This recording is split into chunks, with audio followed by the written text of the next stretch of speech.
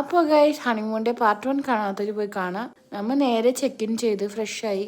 Honeymoon ആയതുകൊണ്ട് നമ്മൾ honeymoon സ്യൂട്ടാണ് choose ചെയ്തത്. സൺറൈസ് കാണാൻ പറ്റിയ ഭാഗത്തിന്. ബാക്കി എല്ലാവരും ഡുവൽ റൂം ആയിരുന്നു ബാക്കി. അങ്ങനെ വന്ന് കുറച്ച് ഫ്രഷ് ആയി ഞങ്ങൾ നേരെ പൂളിലേക്ക് വിട്ട്.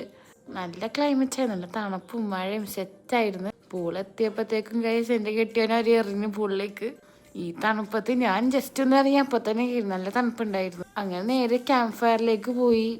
ഇൻട്രോവേർട്ടായ ഫൈസ് ഡാൻസും കളിച്ച് ഒരു കപ്പിൾ ഡാൻസും കഴിഞ്ഞ് നമ്മൾ നേരെ കിടക്കാൻ പോയി. കിടക്കാൻ പോയപ്പോഴാണ് ഗൈസ് ട്വിസ്റ്റ് ഉണ്ടായത്. ട്വിസ്റ്റ് വേറെ ഒന്നുമല്ല, ഈ മാക്കരികൾ നമ്മുടെ റൂമിലേക്ക് വന്ന് രാത്രി മുട്ടി.